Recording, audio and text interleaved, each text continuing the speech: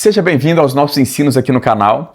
Estamos falando sobre disciplinas espirituais. No último vídeo falamos sobre a meditação na Palavra de Deus e vimos que a Palavra é o fundamento para qualquer prática espiritual. Hoje vamos falar sobre a nossa vida de oração. E o nosso tema de hoje é: você deve orar sempre e nunca desanimar. Para isso eu quero usar Lucas 18, verso 1 como nosso texto base para a mensagem de hoje. Lucas 18, verso 1 está escrito: disse-lhe Jesus uma parábola sobre o dever de orar sempre e nunca desanimar. Meu propósito aqui não é ler toda a parábola em si, até porque a parábola como um todo visa explicar o verso 1, que é sobre o dever de orar sempre e nunca desanimar. O primeiro ponto a ser destacado é o fato de Jesus, o próprio Senhor, estar propondo esta parábola. Estou mencionando isso porque Jesus é o nosso Senhor, o nosso Mestre, aquele a quem devemos a nossa vida. E se somos os seus seguidores, os seus discípulos, devemos seguir as suas instruções, devemos obedecer às suas ordens. E ele está dizendo que é o nosso dever orar sempre e nunca desanimar. De fato, eu quero destacar 3 palavras aqui no verso 1. A palavra dever, sempre e nunca. Então, observando a primeira palavra, percebemos que a oração na vida do crente não é questão opcional e também não é sugestão. Observamos que é o nosso dever, ou seja, é uma ordem que oremos sempre e nunca desanimemos. Todo crente que quiser crescer espiritualmente deve desenvolver uma vida pessoal de relacionamento com Deus. Não devemos terceirizar a nossa vida de oração. Muitos crentes dependem da vida de oração de outras pessoas. Percebemos que todo crente que quiser crescer espiritualmente deverá desenvolver a própria vida de oração, desenvolver o próprio relacionamento com Deus. Volto a destacar, não é opcional e também não é uma sugestão. É o nosso dever orar sempre. É o nosso dever praticar essa disciplina espiritual que é tão importante para o crente, tão importante para o nosso crescimento espiritual. Observe que é um imperativo, não é uma sugestão. Destacando a segunda palavra, o Senhor disse que é o nosso dever orar sempre. Observe que ele menciona não só que é o nosso dever orar, mas ele demonstra também a frequência com a qual devemos orar. E ele disse que é sempre. Não é de vez em quando, não é um dia sim, um dia não. Pelo contrário, percebemos no ensino do próprio Senhor Jesus, assim como em todo o ensino bíblico, que a oração na vida do crente deve ser diária. Devemos nos relacionar com o Senhor diariamente. Em Mateus capítulo 6, por exemplo, quando Jesus estava ensinando sobre o que ficou conhecida como a oração do Pai Nosso, ele disse que nós devemos orar pelo pão nosso de cada dia. Por que pelo pão nosso de cada dia? Qual é o motivo dessa expressão? Porque Deus deseja um relacionamento diário. Porque a oração é um veículo, é um meio pelo qual demonstramos a nossa dependência em Deus. Desenvolvemos a nossa dependência no Senhor. É por isso que ele está mencionando que nós devemos pedir pelo pão nosso de cada dia. Não só o alimento natural, mas principalmente o nosso alimento espiritual. Para crescermos espiritualmente, dependemos de uma vida de oração. Paulo disse em 2 Coríntios capítulo 4, verso 6, que se o nosso corpo ou o nosso homem exterior se corrompe, contudo, o nosso homem interior se renova de dia em dia. Ou seja, há uma renovação diária, há um relacionamento diário, deve ser cultivado todos os dias da nossa vida. E aí que vai entrar essa disciplina tão importante que é a oração. Percebemos também em Gênesis no capítulo 1 até o capítulo 3 que o Senhor ia ter com Adão na viração do dia. Ou seja, Adão tinha um relacionamento diário com o Senhor. Nas poucas informações que nós temos sobre o relacionamento de Adão com Deus, percebemos que era um relacionamento diário, contínuo. Da mesma forma, devemos desenvolver esse relacionamento com o Senhor. É por isso que ele diz, devemos orar sempre, ou seja, uma frequência. E se ele está falando que é sempre, todos os dias, isso deve ser contínuo na nossa vida, é aí que entra a ideia da disciplina espiritual. Porque para orar todos os dias deve haver disciplina e isso deve ser desenvolvido na vida do crente. Isso não começa da noite para o dia, mas todo crente deve desenvolver a sua própria vida de oração. Então não terceirize a sua comunhão com Deus. Outra palavra também que eu quero destacar aqui é a palavra nunca, né? Primeiro ele fala que é o nosso dever, ou seja, não é sugestão nem opcional. E também ele mostra a frequência com a qual nós devemos orar, usando a palavra sempre. E também ele menciona que nós nunca devemos desanimar. Nunca desanimar. Por que que ele disse que nunca devemos desanimar? Porque todo crente, todo nascido de novo que quiser desenvolver a sua própria comunhão com Deus, o seu próprio relacionamento com Deus, perseverar que haverá coisas que tentarão nos desanimar. Então, o Senhor disse que nós nunca devemos desanimar, porque o nosso relacionamento com Deus é desenvolvido por meio da fé. Em Hebreus capítulo 11, verso 6, o texto diz que sem fé é impossível agradar a Deus, porque aqueles que se aproximam de Deus precisam crer que Ele existe e que Ele se torna galardoador daqueles que o buscam. Então, a fé é o princípio básico para o nosso relacionamento com Deus. Então, quando ele diz que nós nunca devemos desanimar, é porque haverá necessidade de perseverança. Fé deve estar envolvida em nosso relacionamento com Deus. É claro que a primeira área que vai tentar nos desanimar é a nossa própria carne, é a própria vontade humana. Em Romanos capítulo 8, verso 7, Paulo disse que esta carne não está sujeita à lei de Deus e nem mesmo pode estar, porque ela ainda não foi glorificada, como já ensinamos em alguns vídeos aqui do canal. Esta carne ainda não foi glorificada. Jesus mencionou que o Espírito está pronto, em Mateus capítulo 26, ele disse que o Espírito está pronto, mas a carne é fraca. O Espírito está pronto para buscar a Deus, para fazer a vontade de Deus. No nosso espírito temos prazer na lei de Deus, temos prazer nas coisas espirituais, mas a nossa carne é fraca. A nossa carne precisa ser submetida à vontade de Deus. Então, haverá inúmeras coisas que tentarão nos desanimar. Por isso que Jesus disse aqui, nos alertou, que nós nunca devemos desanimar. Outro motivo, que as pessoas se desanimam em sua vida de oração é porque julgam a resposta da oração como demorada. Muitos, quando oram, querem a resposta de imediato. E não me entenda errado, haverá momentos, circunstâncias em que, de acordo com a nossa fé, que vai sendo desenvolvida ao longo do caminho, haverá momentos em que teremos respostas instantâneas ou manifestações instantâneas. É claro que, de acordo com a palavra de Deus, Deus nos responde imediatamente após orarmos, obviamente se orarmos de acordo com a sua palavra, mas nem sempre as manifestações das nossas orações será instantânea. Por isso devemos desenvolver perseverança e permanecer crendo. Muitos julgam a resposta demorada. Muitos estão atentando naquilo que se vê. E como disse Paulo em 2 Coríntios 4, devemos nos atentar não naquilo que se vê, mas naquilo que não se vê, porque o que se vê é passageiro, mas o que não se vê é eterno. Devemos desenvolver uma fé firme no Senhor para o nosso relacionamento com Ele. Então, muitos julgam a resposta da oração demorada. De fato, é isso que está sendo ensinado aqui no contexto desta parábola.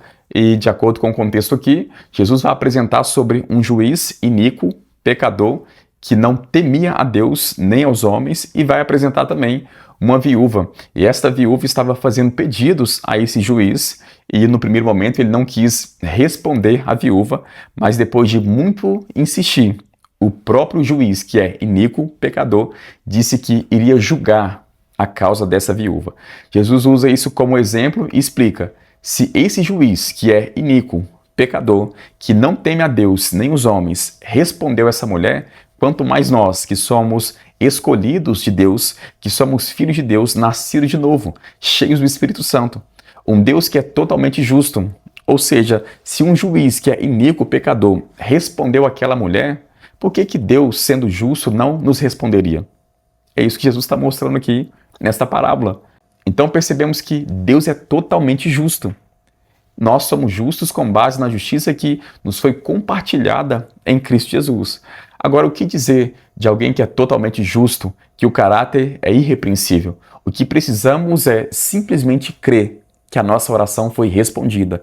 Precisamos demonstrar fé, perseverança na nossa vida de oração. Estamos vivendo em uma geração em que queremos tudo da noite para o dia.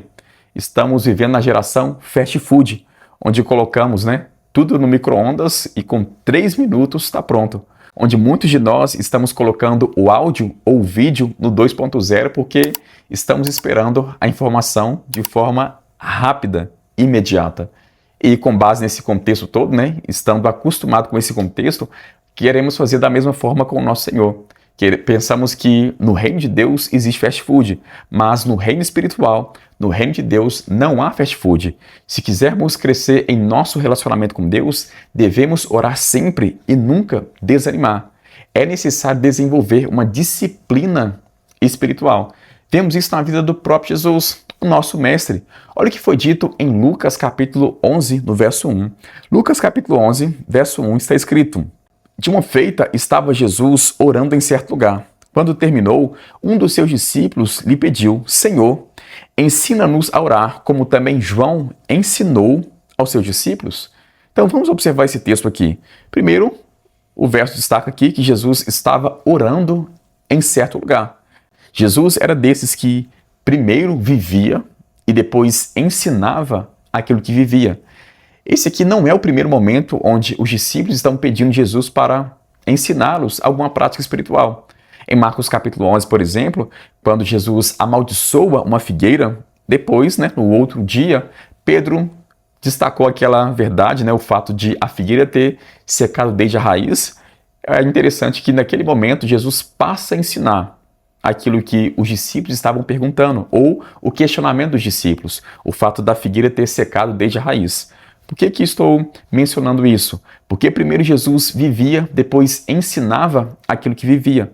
Ele estava elogiando o tempo todo a fé das pessoas, estava elogiando a fé de alguns e repreendendo a fé de outras pessoas. Mas nesse momento, ele explicou sobre fé. E ele disse, se alguém disser a esse monte, erga-te, lança-te no mar, não duvidar em seu coração, mas crê que se fará o que diz, assim será feito.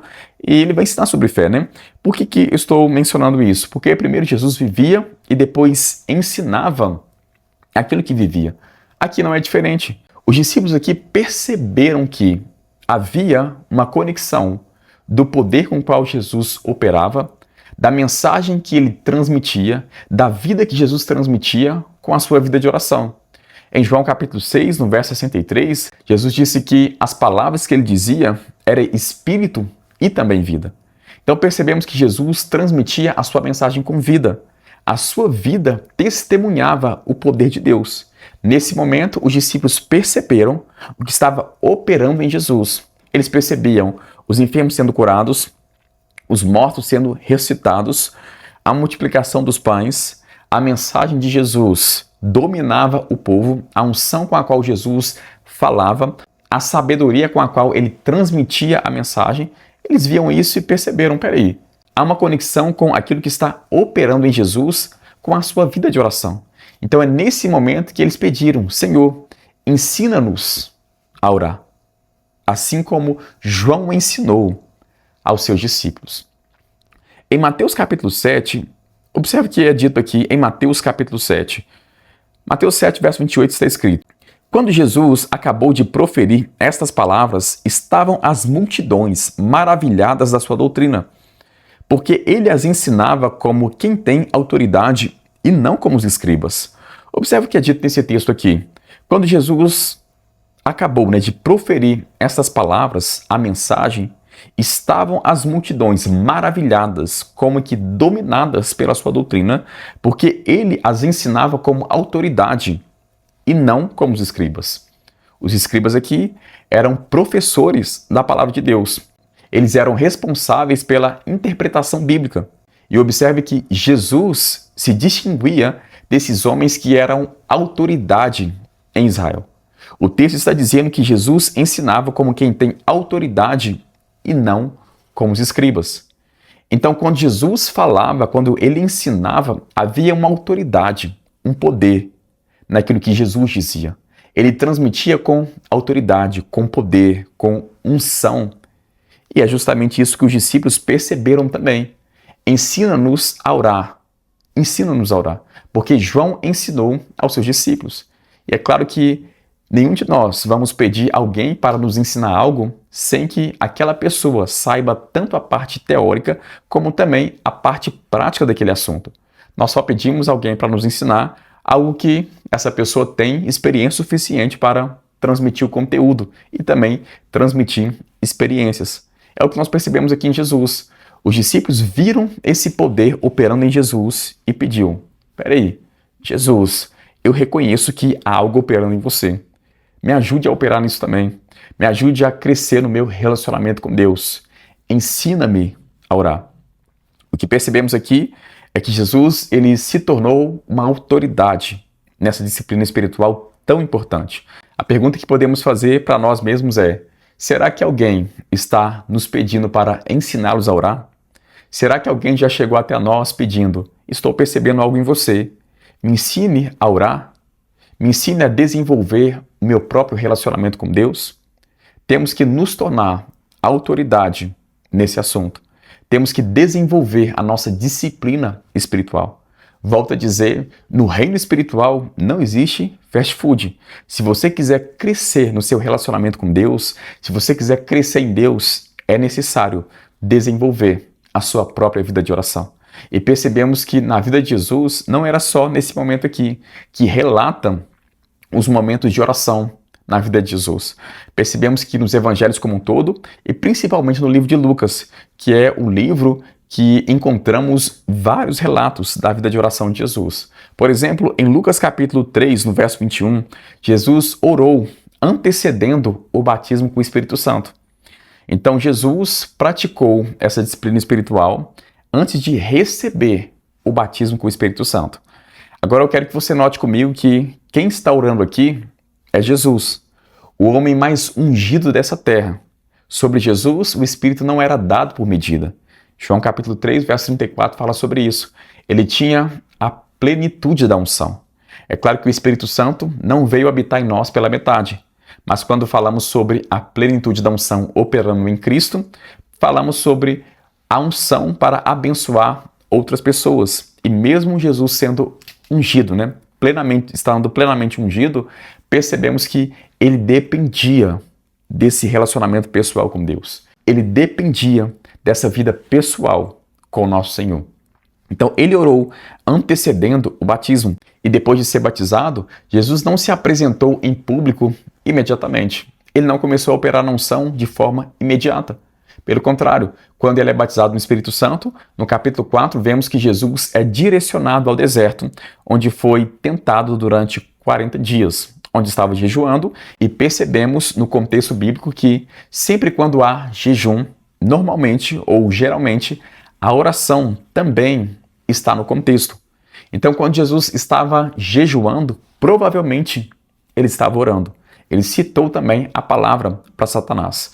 E quando olhamos no capítulo 4, ali pelo verso 14 mais ou menos, o texto vai dizer que Jesus voltou do deserto no poder do Espírito.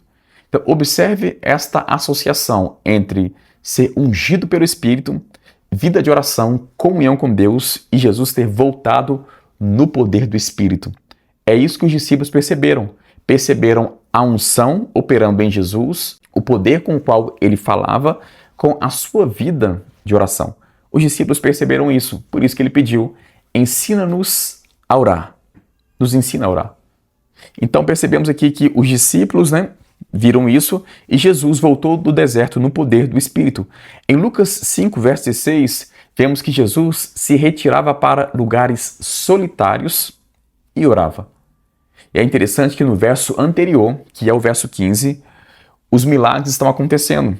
As multidões se reuniam para ouvir Jesus e serem curadas das suas enfermidades. Um verso depois, o texto vai dizer que Jesus, porém, mas Jesus se retirava para lugares solitários e orava. Ou seja, qual que é a fonte desse poder operando em Jesus?